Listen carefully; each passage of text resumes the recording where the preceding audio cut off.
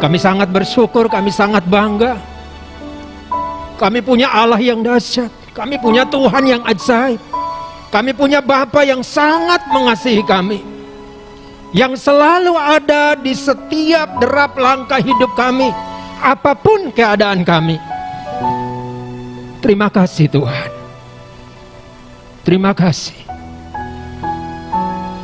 Kami rindu Tuhan untuk senantiasa bersyukur kepadamu di dalam segala hal, di dalam segala situasi, di dalam setiap pergumulan. Satu hal yang kami rindukan selalu, Engkau disenangkan, Engkau dimuliakan ya Tuhan. Itulah kebanggaan kami, itulah kemegahan kami. Karena itu pagi hari ini kembali kami ada di hadirat-Mu, bukan dengan kekuatan kami, tapi semata-mata karena kekuatan yang dari Tuhan. Kami rindu Engkau bentuk lebih lagi seturut dengan kehendak firman-Mu, supaya sukacita kami semakin bertambah-tambah, semakin penuh, sampai kemuliaan-Mu dinyatakan. Terima kasih. Terima kasih Tuhan. Perlengkapi kami semua dengan urapan Roh Kudus-Mu, supaya firman-Mu yang akan dibentangkan sungguh-sungguh boleh memproses kami, bahkan menjadi bagian dalam kehidupan kami, agar hidup kami semakin memuliakan Engkau. Di dalam nama Kristus Yesus Tuhan, firman yang hidup dan berkuasa, kami siap mendengarkan firman Tuhan. Yang percaya katakan amin, amin. Silakan duduk.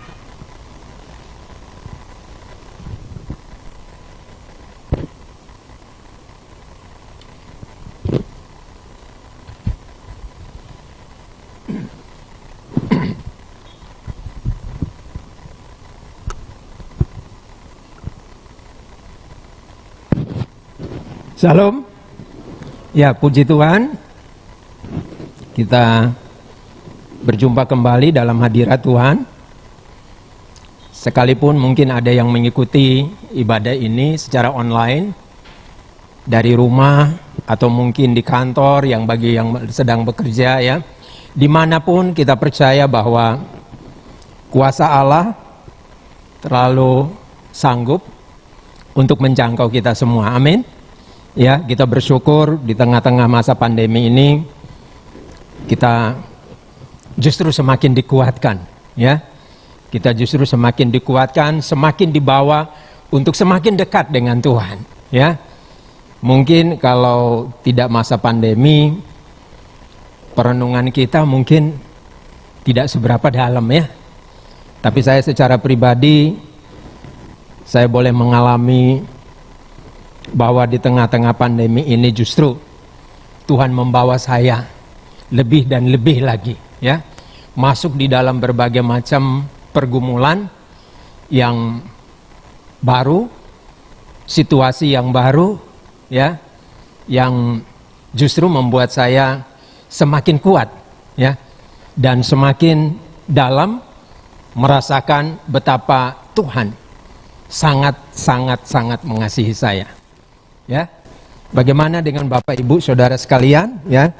Saya sangat berharap kita semua merasakan hal yang sama ya, bahwa di tengah-tengah masa pandemi ini kita justru semakin merasakan berkat Tuhan melalui lawatannya, terlebih khusus dalam kedewasaan iman dan kebergantungan kita kepada Tuhan ya.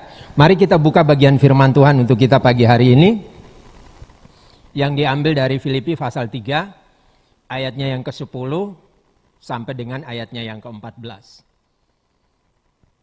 Filipi pasal 3 ayat 10 sampai dengan ayatnya yang ke-14. Saya akan bacakan untuk kita semua ya. Mari kita bisa menyimak ya Alkitab yang kita bawa atau yang kita pegang ya. Filipi pasal 3 ayat 10 sampai dengan ayatnya yang ke-14. Demikian firman Tuhan. Yang ku kehendaki ialah mengenal Dia dan kuasa kebangkitannya dan persekutuan dalam penderitaannya, di mana aku menjadi serupa dengan Dia dalam kematiannya, supaya aku akhirnya beroleh kebangkitan dari antara orang mati.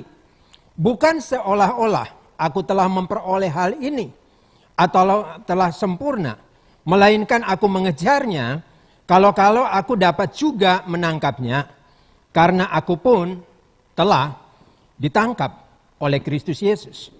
Saudara-saudara, aku sendiri tidak menganggap bahwa aku telah menangkapnya, tetapi ini yang kulakukan. Aku melupakan apa yang telah di belakangku dan mengarahkan diri kepada apa yang di hadapanku dan berlari-lari kepada tujuan untuk memperoleh hadiah, yaitu panggilan surgawi dari Allah dalam Kristus Yesus. Demikian firman Tuhan. Setiap kita, bahkan setiap orang di dunia ini, pasti memiliki impian, harapan, atau cita-cita. Untuk mencapai impiannya atau cita-citanya, ada banyak hal yang tentunya dipersiapkan dan dilakukan.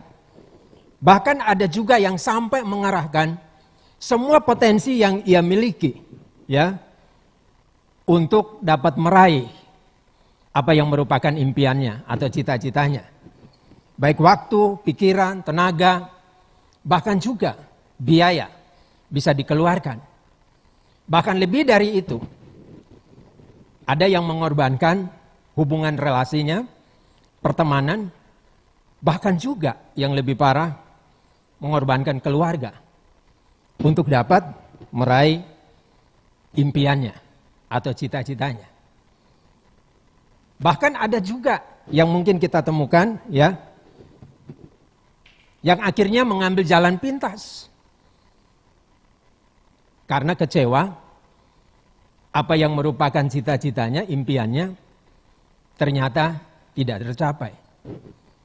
Beberapa tahun yang lalu kita sempat mendengar di Tunjungan Plaza, ya, ada seorang calon, ya, seorang dokter muda, ya, yang akhirnya melompat turun, ya, membunuh diri dengan cara melompat dari Tunjungan Plaza berapa itu, dari lantai yang kelima, ya, karena kecewa, ya, waktu mengikuti ujian untuk melanjutkan studi, ya, S2-nya, ternyata beberapa kali, 2 kali dicoba gagal, tidak berhasil. Dia kecewa dan akhirnya membunuh diri, ya. Sangat menyedihkan, ya. Apalagi di tengah-tengah pandemi ini, ya. Banyak sekali tantangan, pergumulan, ya, yang tidak diduga justru bermunculan, ya. Kita sudah menargetkan akan seperti ini, ya.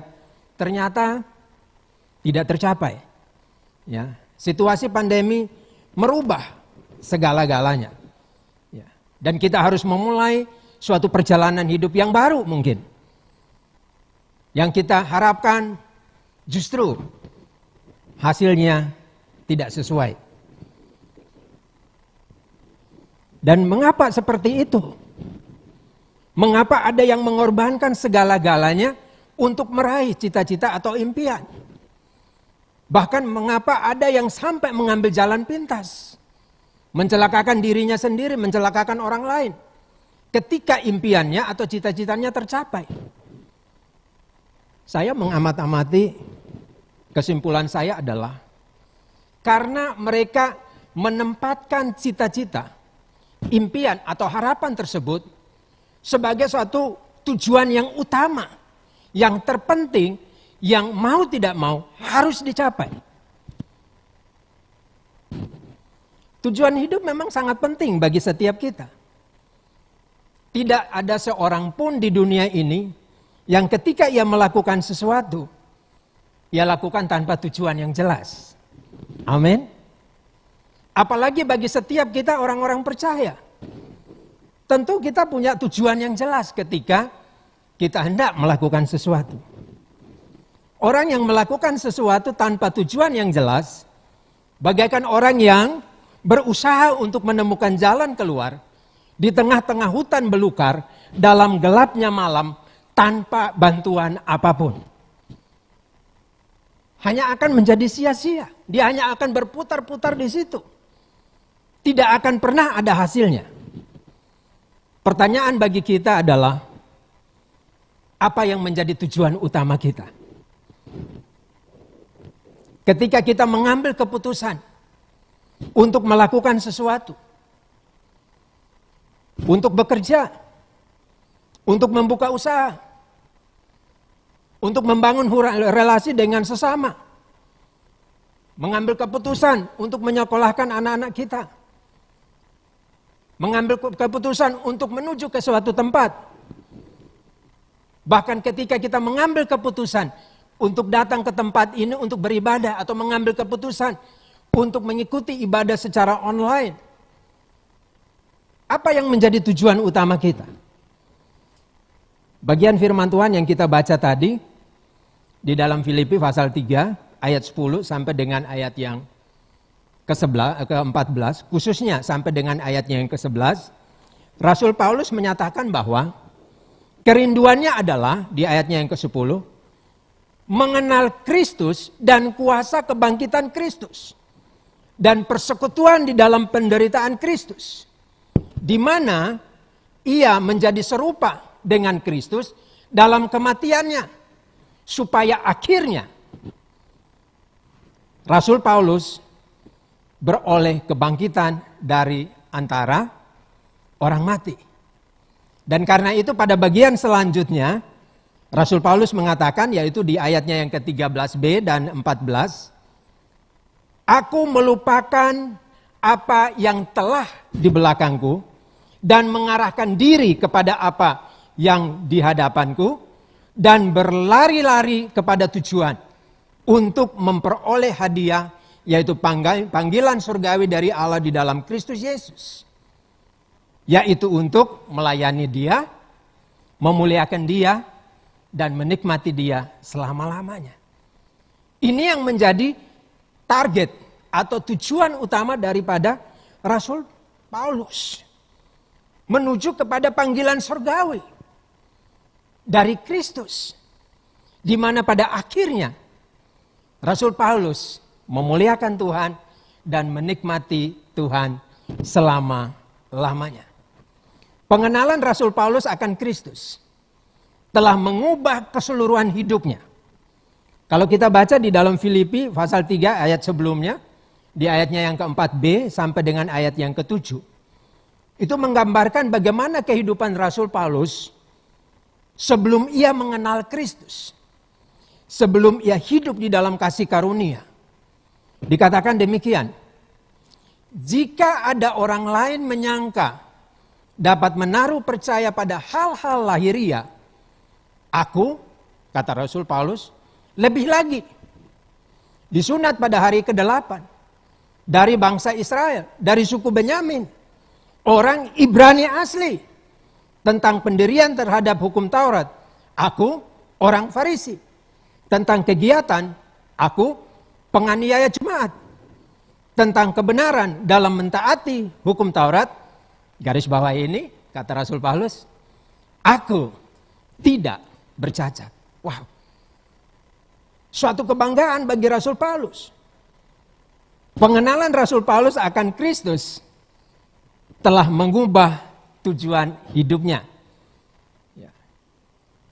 Dari penganiaya jemaat justru mencintai jemaat, ya kan? Ya semakin berapi-api di dalam pelayanan.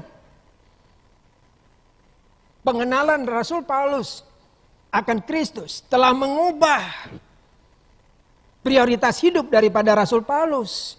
Dari kesia-siaan kepada kehidupan yang semestinya.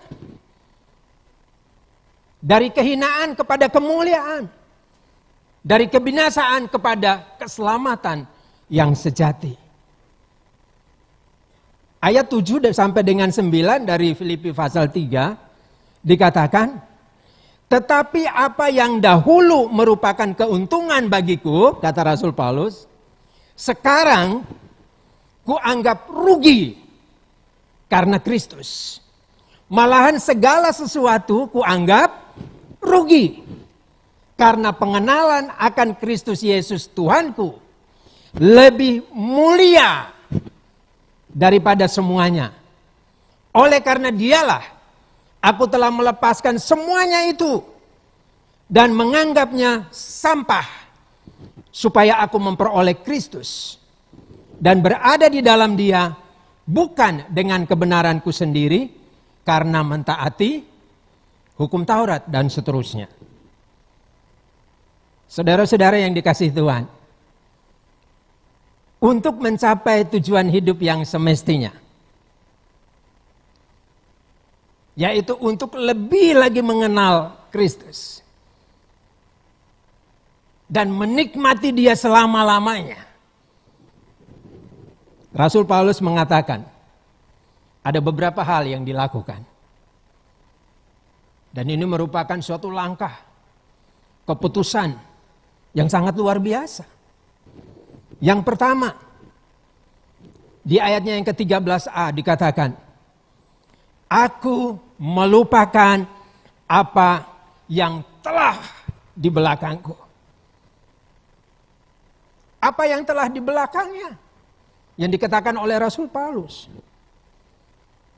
Kebanggaannya, ketenarannya. Seperti yang digambarkan di dalam ayatnya yang ke-4b sampai dengan ayatnya yang ke-7 tadi. Ia telah melupakan semuanya. Apa yang menjadi kebanggaannya justru dianggap sampah. Yang membuat ia terkenal, yang membuat ia tenar, dianggapnya tidak berguna.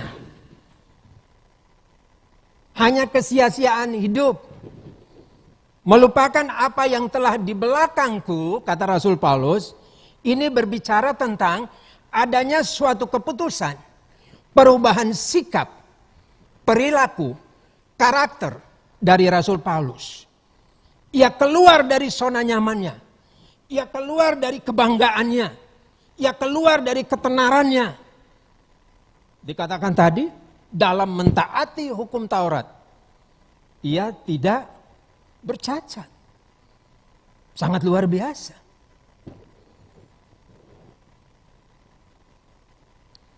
Sidang jemaat yang dikasihi Tuhan.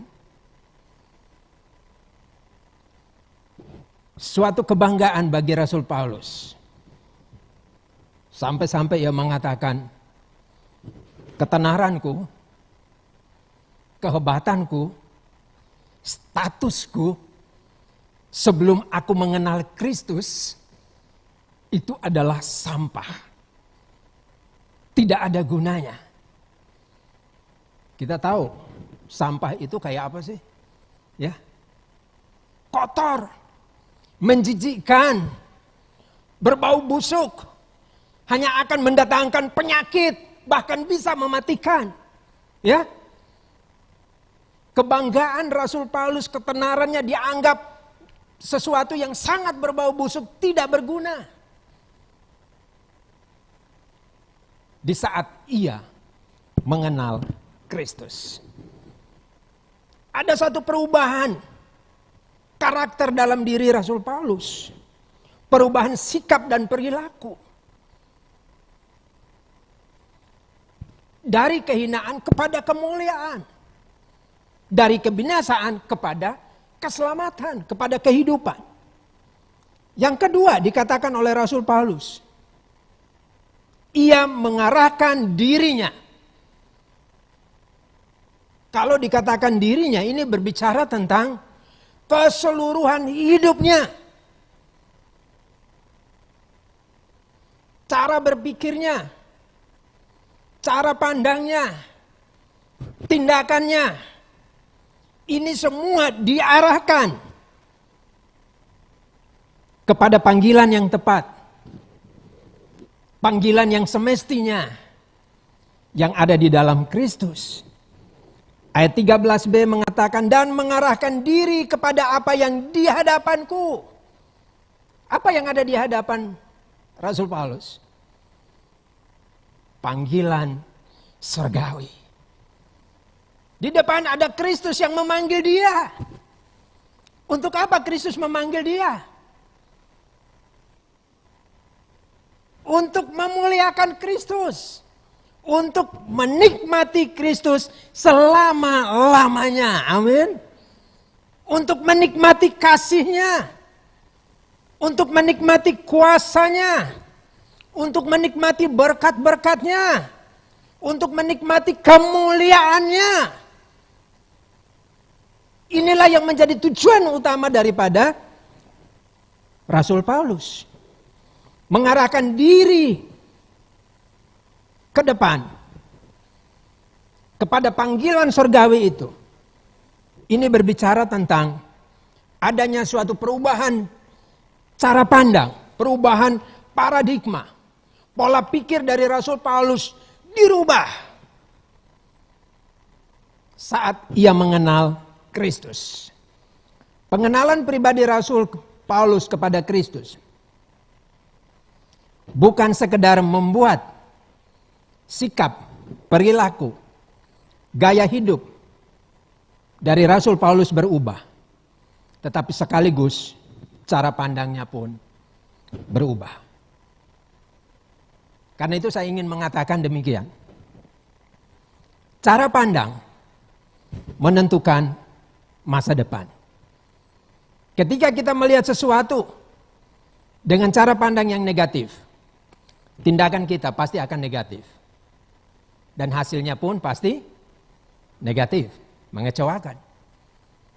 Bahkan mencelakakan diri kita sendiri, juga orang lain. Tetapi ketika kita memandang sesuatu dengan cara yang positif, sesuai dengan kebenaran firman, maka saya percaya, tindakan kita pun akan melakukan hal-hal yang positif. Dan hasilnya pun pasti memuliakan Tuhan. Akan membawa dampak yang positif bagi kerajaan Allah. Semua yang kita lakukan di dunia ini ada dalam kontrol kedaulatan Tuhan. Tidak ada satupun di luar kontrol Tuhan. Termasuk di tengah-tengah situasi pandemi ini. Pergumulan kita ada di dalam kontrol Tuhan. Tetesan air mata kita ada di dalam kontrol Tuhan. Jeritan hati kita ada di dalam kontrol Tuhan. Tidak ada satupun yang terjadi di dunia ini di luar kontrol Tuhan. Satu hal yang kita patut syukuri, bahwa Ia berdaulat atas segala sesuatu. Amin. Ia berkuasa atas segala sesuatu. Namun pertanyaannya adalah, kepada siapa kita mengarahkan pandangan kita? Apakah kepada salib Kristus yang telah menyelamatkan kita dengan sempurna? Kepada panggilan surgawi sama seperti Rasul Paulus? Atau justru kita mengarahkannya kepada hal-hal yang lain? Cara pandang menentukan masa depan. Yang ketiga yang dilakukan oleh Rasul Paulus di ayatnya yang ke-14.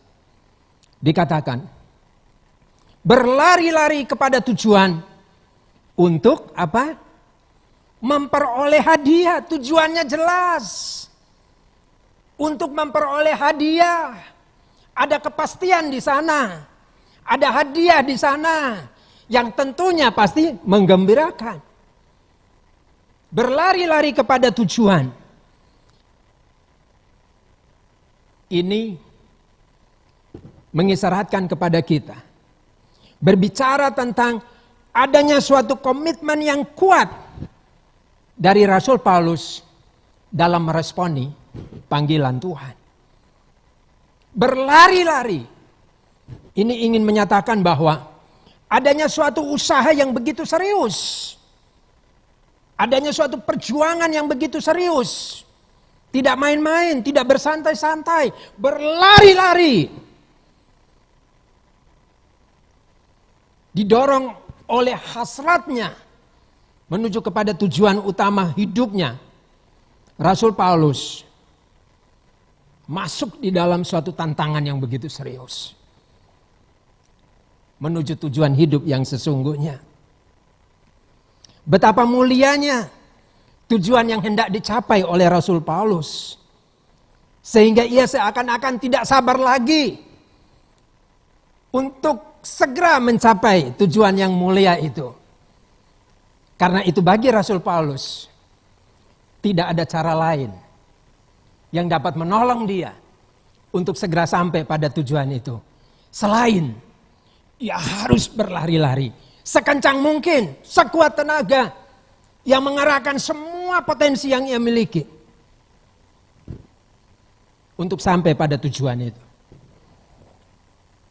Waktu, tenaga, konsentrasi, semuanya dikerahkan oleh Rasul Paulus.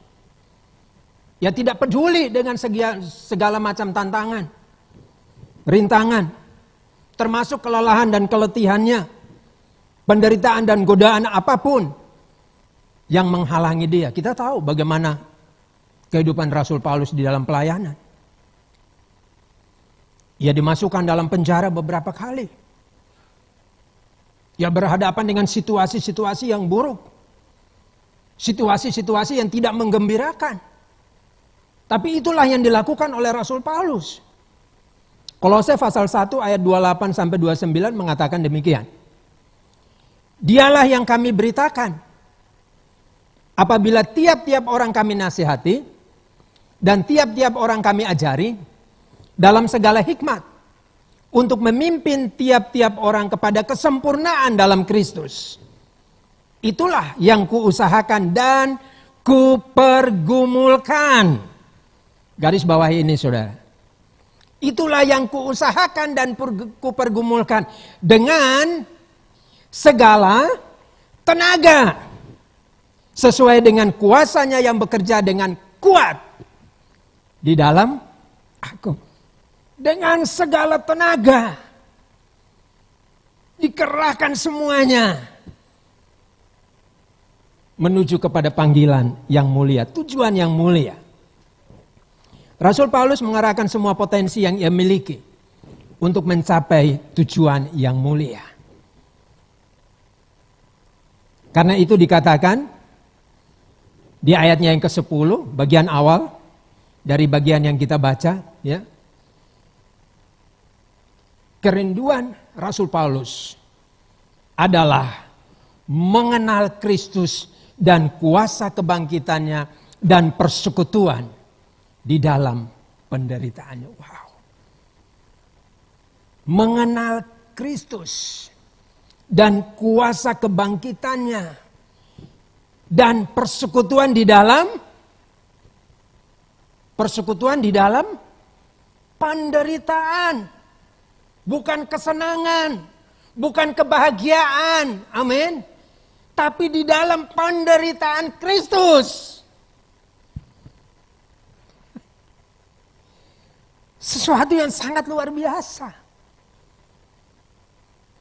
Bertolak belakang dengan kita. Kalau ngomong senang, bahagia, enjoy, mungkin semua orang mau. Siapa yang gak mau bahagia? Siapa yang gak mau senang? Amin. Itu yang kita mau. Tapi kalau berbicara tentang penderitaan, pergumulan, mikir-mikir dulu.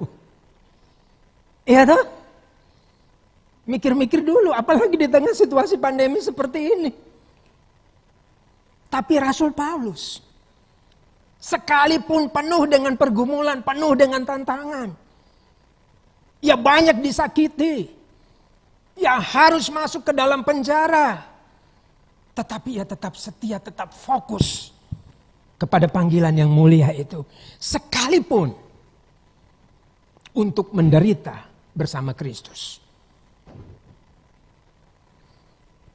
Pertanyaannya adalah, bagaimana dengan kita? Sudah berapa lama kita menjadi Kristen? Sudah berapa lama kita mengenal Kristus? Bahkan sudah berapa lama kita melayani Tuhan? Sudah berapa banyak kali kita terlibat dalam aktivitas-aktivitas pelayanan? Apa tujuan utama kita selama ini? Dari semua yang kita lakukan. Ketika kita mengambil keputusan untuk bekerja. Ketika kita mengambil keputusan untuk membuka usaha.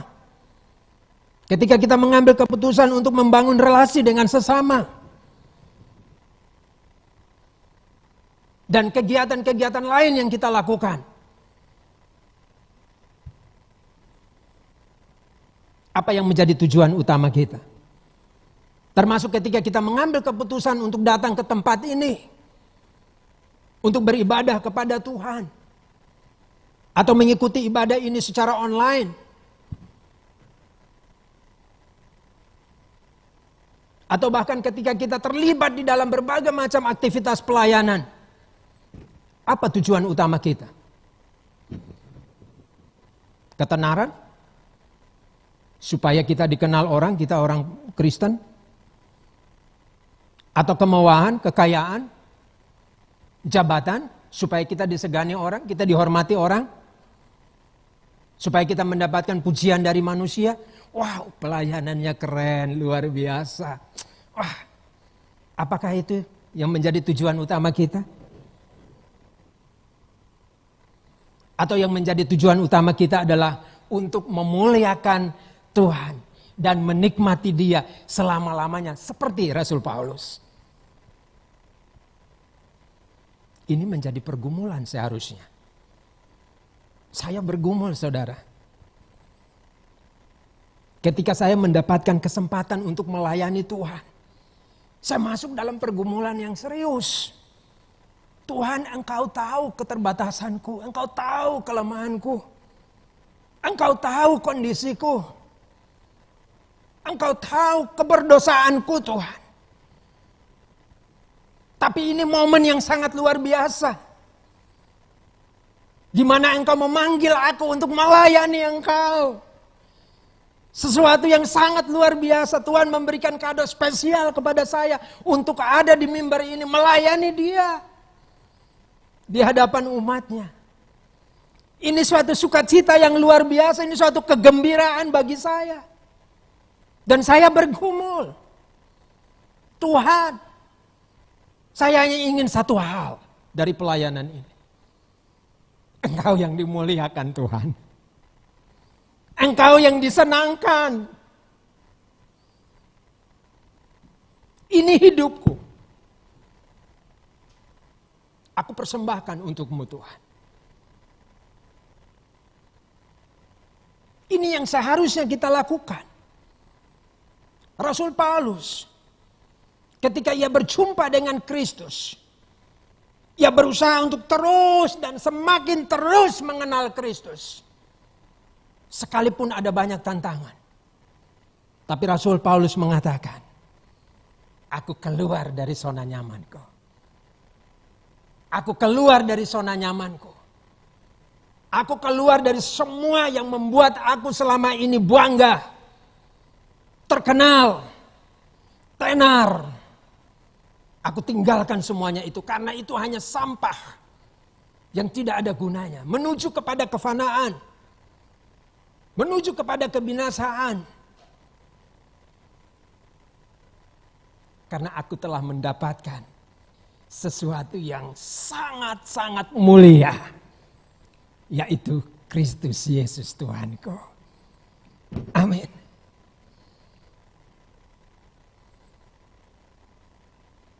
Kalau memang tujuan kita, tujuan utama hidup kita, dari semua yang kita lakukan selama ini, saat ini, dan untuk seterusnya, kalau memang tujuan utama kita adalah untuk melayani Dia, memuliakan Dia, dan menikmati Dia selama-lamanya. Pertanyaannya adalah, sudahkah kita keluar dari zona nyaman kita?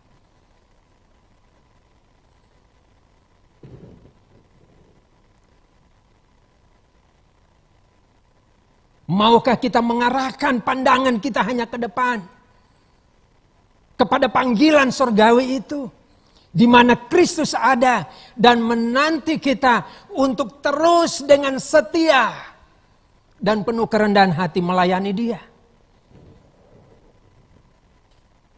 Maukah kita untuk terus berupaya sekuat tenaga, tanpa peduli dengan setiap apa yang ada di sekitar kita, yang hanya akan membawa kita semakin terpuruk?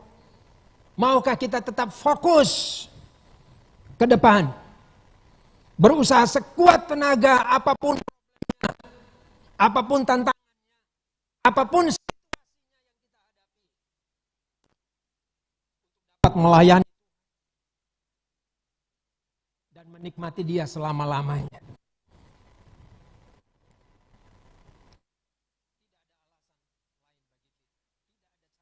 Bagi kita, sampai pada tujuan utama dari hidup kita. Ketika kita diciptakan oleh Tuhan, Tuhan menciptakan kita dengan satu tujuan, yaitu supaya kita bisa melayani Dia, memuliakan Dia selama-lamanya. Itu yang Tuhan mau. Itu tujuan Tuhan menciptakan kita. Dan ini yang seharusnya menjadi prioritas utama dari tujuan hidup kita.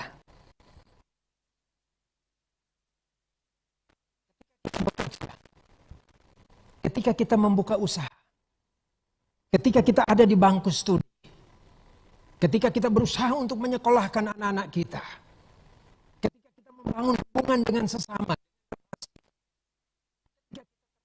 mengambil bagian di dalam pelayanan, seharusnya kita menyadari ini, bahwa panggilan kita adalah menuju kepada satu tujuan yang sejati, tujuan yang mulia, yaitu untuk melayani Tuhan, untuk memuliakan Tuhan, bukan untuk kebanggaan kita, bukan untuk kemegahan kita, bukan untuk ketenaran kita, bukan, tapi untuk kemegahan Tuhan.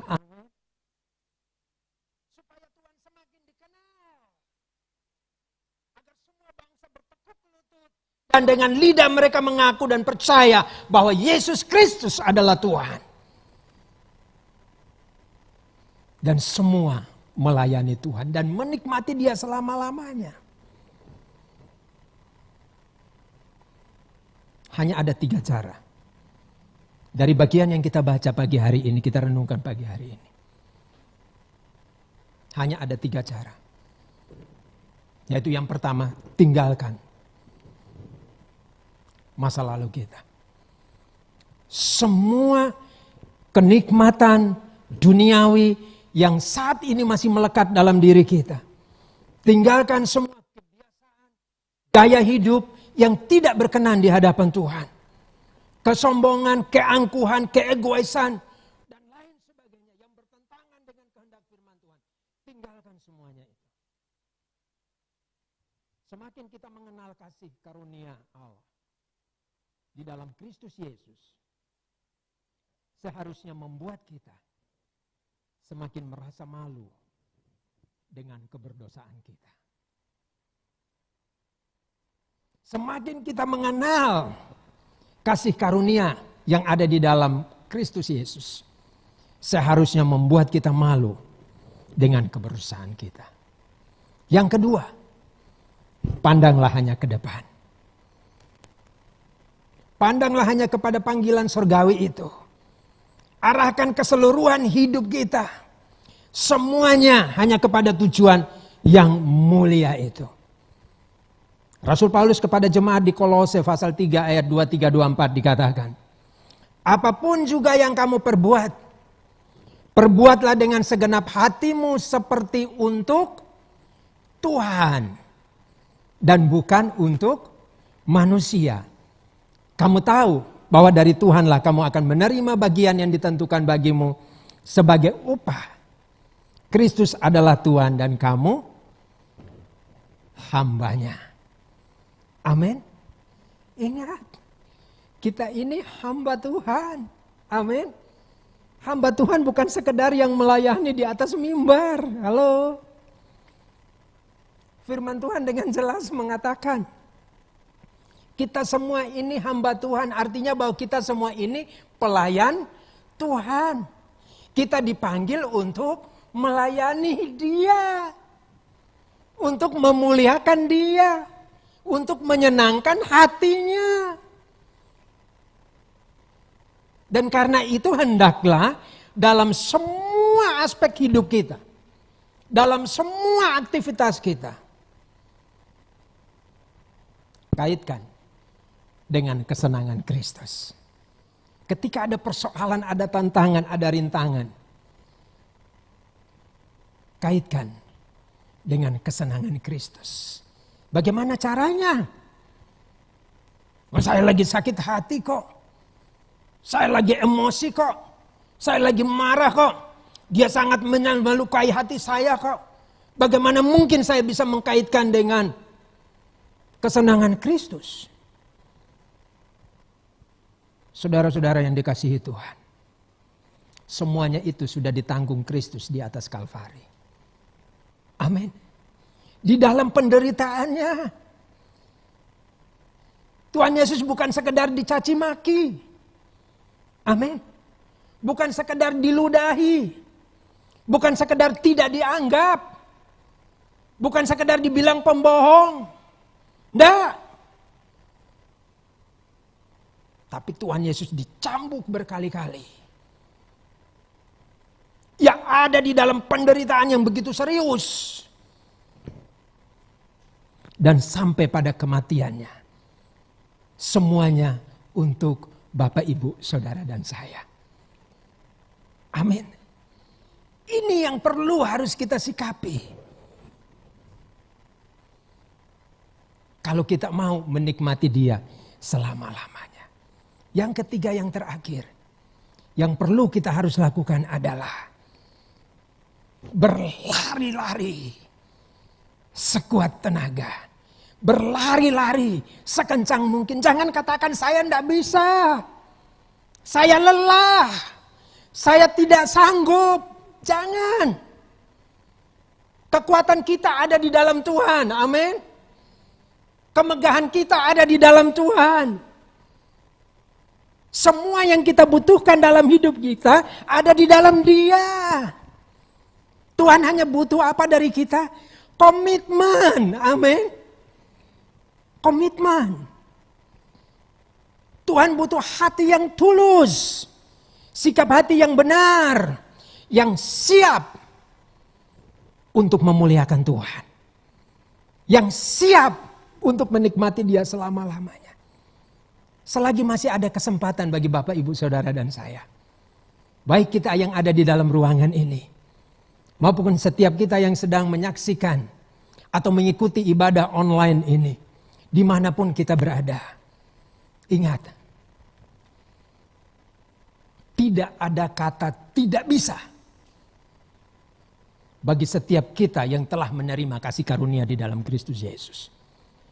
Sebab bagi Dia tidak ada yang tidak mungkin. Amin. Segala sesuatu mungkin bagi Dia. Kenapa?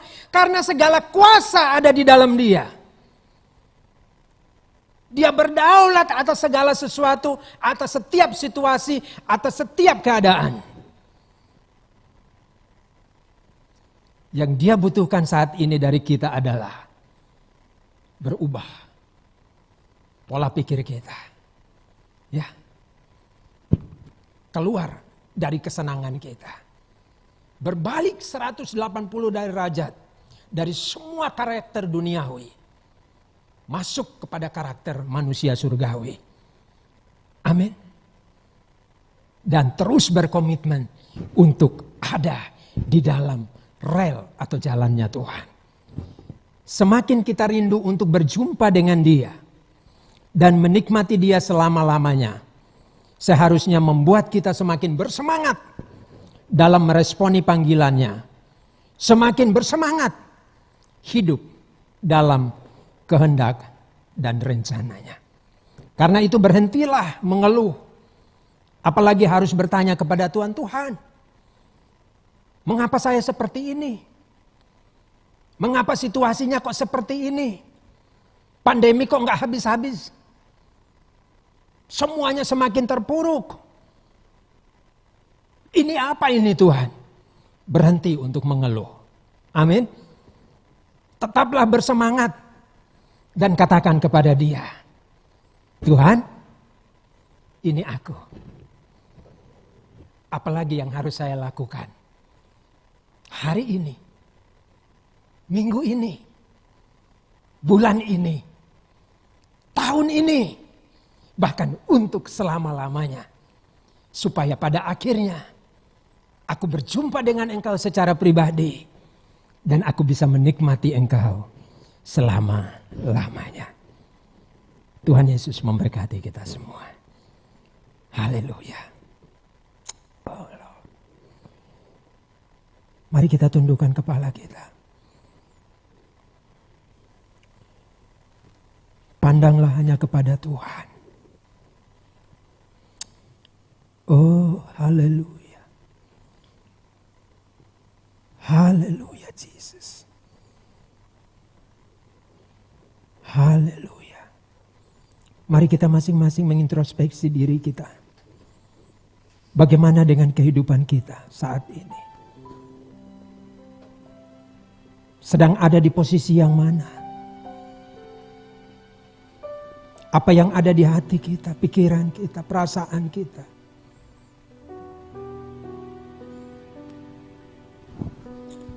Haleluya. Saya mohon singer untuk bisa menyanyikan pujian, ku berikan hatiku dan jiwaku dengan lembut. Dan mari sidang jemaat Tuhan kita bangkit berdiri. Renungkan firman Tuhan ini baik-baik. Oh, haleluya. Dan jiwaku, haleluya Jesus. semuanya Tuhan Yesus sangat mengasihi kita semua. di dalam hidup, Apa adanya kita. di setiap waktu. Tuhan Yesus berkarya menyelamatkan kita di saat kita masih berdosa. Ia memanggil kita dengan penuh kasih setia di saat kita masih berdosa. Tuhan tahu siapa kita. Yang sesungguhnya jauh melebihi kita mengenal diri kita sendiri. Yang Tuhan butuhkan saat ini dari kita adalah Di setiap waktu keluar dari zona nyaman kita. Keluar dari semua yang sifatnya duniawi yang membuat kita bangga. Kebanggaan kita bukan ada di dunia ini, hanya ada di dalam Kristus. semuanya Tuhan memanggil kita di dalam hidupku, supaya kita bisa menikmati Dia selama-lamanya. setiap waktu. Tuhan menghendaki kita memandang hanya kepada Tuhan dan terus berlari kepadanya. Di dalam setiap apapun juga. Mari saudara, katakan, Tuhan, ini aku di hadapan. Aku mau tetap setia. Aku mau bersamamu. Karena itu aku menyerahkan seluruh hidupku ke dalam tangan kasih-Mu. Ku berikan hatiku,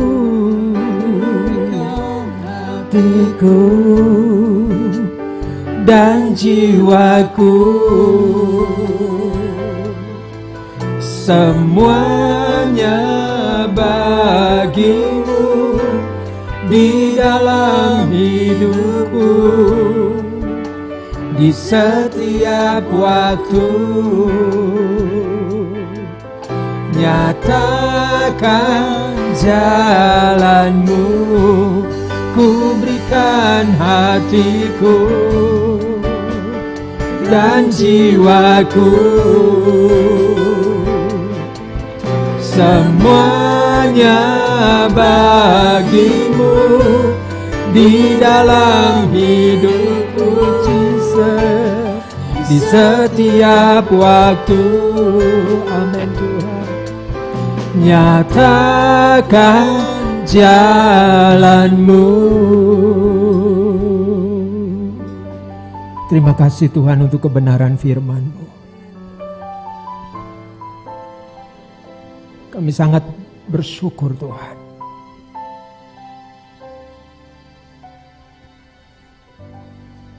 Untuk kasih setia-Mu, untuk kebaikan-Mu, untuk kemurahan-Mu. Terima kasih Tuhan. Melalui kebenaran firman-Mu pagi ini, kembali kami diingatkan bahwa tujuan hidup kami yang sesungguhnya ada di dalam Engkau. Engkau telah menetapkan suatu tujuan yang begitu mulia. Karena itu dari kekudusan-Mu, Engkau memperhatikan kami dan Engkau terus memanggil kami untuk datang kepada Engkau. Supaya pada akhirnya kami boleh menikmati Engkau selama-lamanya. Tuhan ampuni kami. Kalau mungkin dalam kehidupan kami selama ini seringkali kami mengeluh. Seringkali kami berkata, Tuhan kenapa kok seperti ini? Kenapa pergumulan ini kok semakin berat?